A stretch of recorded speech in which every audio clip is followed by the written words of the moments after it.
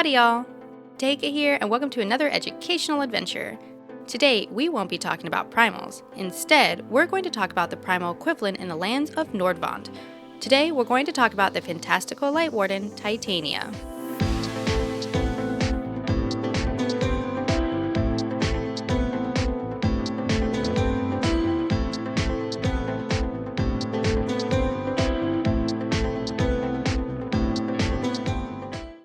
Before we get started, why not go ahead and subscribe? These lore videos are really fun to make, and I love sharing all of this information. Also, please feel free to like this video like Titania's flame fist smashing us to the ground. One more thing, this will contain heavy spoilers for Shadowbringers, so if you want to stay spoiler-free, take this as your one and only spoiler warning. One more note I would like to add. I am not the best with some of these names. If I pronounce them wrong, please forgive me. Let me know in the comments how to pronounce them instead. Now that we have that out of the way, let's get started with the video. Before we can get into Titania themselves, we need to discuss what befell them in the first place. Nordvant is a reflection of our shard, the first shard to be exact. To facilitate the rejoining of another piece of Zodiark, this shard was flooded with light. The flood of light was crucial to the creation of the monsters known as Sin Eaters. Without going too far into the entirety of Shadowbringers, that's the gist of it. Seriously, if you haven't played Shadowbringers and you're still watching this, go play it. It has to be one of the best expansions so far. Sorry, Endwalker, you're a really close second. With the world flooded with light, regions became dominated by a strong Sin Eater called a Lightwarden. If a Lightwarden was destroyed, it did not actually die. Instead, the corrupted Light Ether took over the one that slayed them, reconstructing a new Lightwarden for the region. This made it impossible to defeat, until the Warrior of Darkness. With the blessing of light from Hydaelyn, the Warrior of Darkness could slay a Lightwarden and consume the corrupted ether without changing into a Lightwarden themselves. This allowed Night to return to various regions and returned some sort of normalcy to the etheric balance. This is where we begin. Titania is the Lightwarden of Eorzea, the land of the Feyfolk. To start off, Titania is not the name of the Lightwarden themselves. The name Titania just means that they are the king of the pixies. Before Eorzea became the safe haven for the Feyfolk, it was inhabited by the residents of the kingdom of Vobert. Unfortunately, as did many other civilizations during the Flood of Light, this kingdom fell. After the demise, the Feyfolk took the relics of the royal family, which comprised of the crystal shoes, the shell crown, the white dress, and the stone scepter, and named a king of the pixies. They believed the king needed these items, as the former royal family of Greenwich Licht used to possess them, and they were the leaders of the land in the past. So, the pixies thought they needed them too for a king. Before becoming Titania, the one chosen was a kind and caring pixie who helped create a dreamland known as Lahameg. We'll get more into that later. The king was created to bring together the various Fey tribes of Eorzea to stop the Sin Eaters after the Flood of Light. The first Titania took these relics and became their king, completing the task of joining the tribes together. Sadly, as mentioned before, a Lightwarden cannot be killed prior to the introduction of the Warrior of Darkness. Titania and their comrades fought and defeated the previous Lightwarden. Titania made the finishing blow. It was at this time that they became infected with the corrupted Light Ether. This changed them and eventually turned Titania into the new Lightwarden themselves. Fun fact, this battle between the first Titania and the original Lightwarden occurred near the Church of Domrun Field in Vobertenberg, Eorzea. You can actually see some of the scars of this battle on the mountainside and with the broken trees below. Since the Fae knew they could not defeat a Lightwarden, they decided to trap them instead. They captured Titania and Lahagia, the former Greenwich Licht, and sealed them away. The 4 relics would be needed to release them when, or more like if, Titania could be defeated.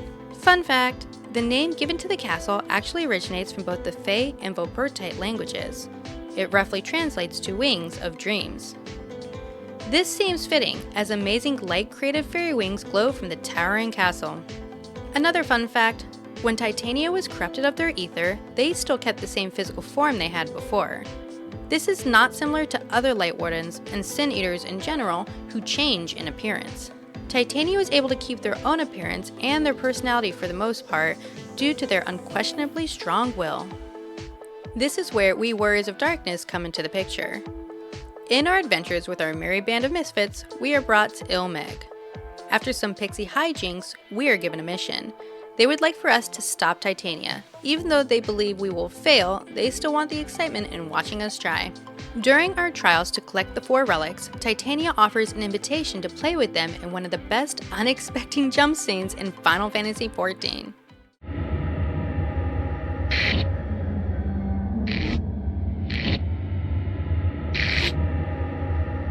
Why? Why did you imprison us? Such boredom, such tedium have we suffered. It is unfair. Unfair.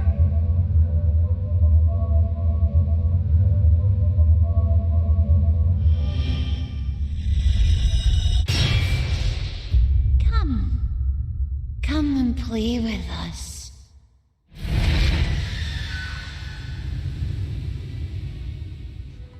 These 4 relics were held by the 4 tribes of Ilmeg. The white dress came from the Pixies, the shell crown came from the Foth, the stone scepter came from the Numo, and the crystal shoes came from the Amuro. Ardbert's most loyal and trusted steed, Seto, leads us to Lahagia after we have already collected the 4 relics to unlock the castle and stop the Lightwarden, Titania. Side note, at some time later, we will go over Ardbert's story. Mentioning him now was a must, as Ardbert is part of my best boy crew. I still cry when Seto sees him. No crying, we have to get back to Titania.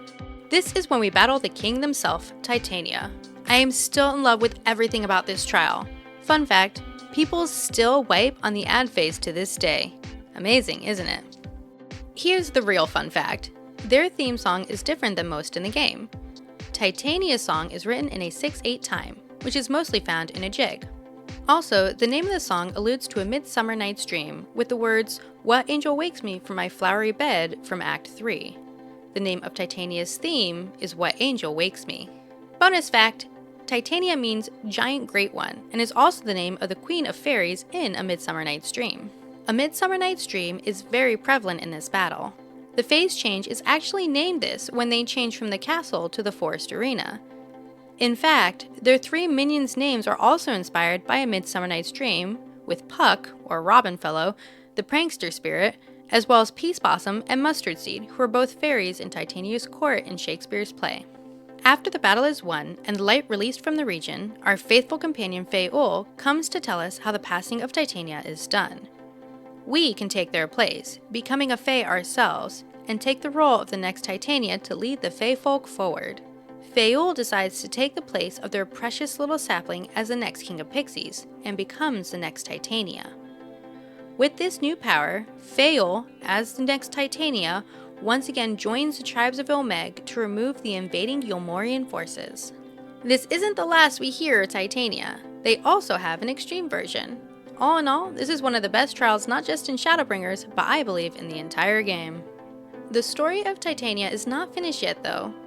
Remember, there was an original Pixie that had to become the first Titania, the one who became the Lightwarden. Whatever happened to them? If you decide to continue on with the Pixie travel quests, you come across another Pixie named Tierbeg. They are the leader of the Dream Spinners, who created a dreamland named Lahameg.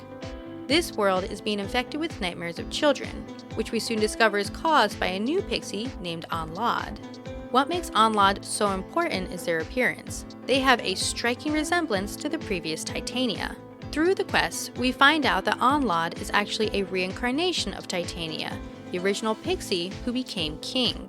At some point after the defeat of the first Titania, Anlad was born.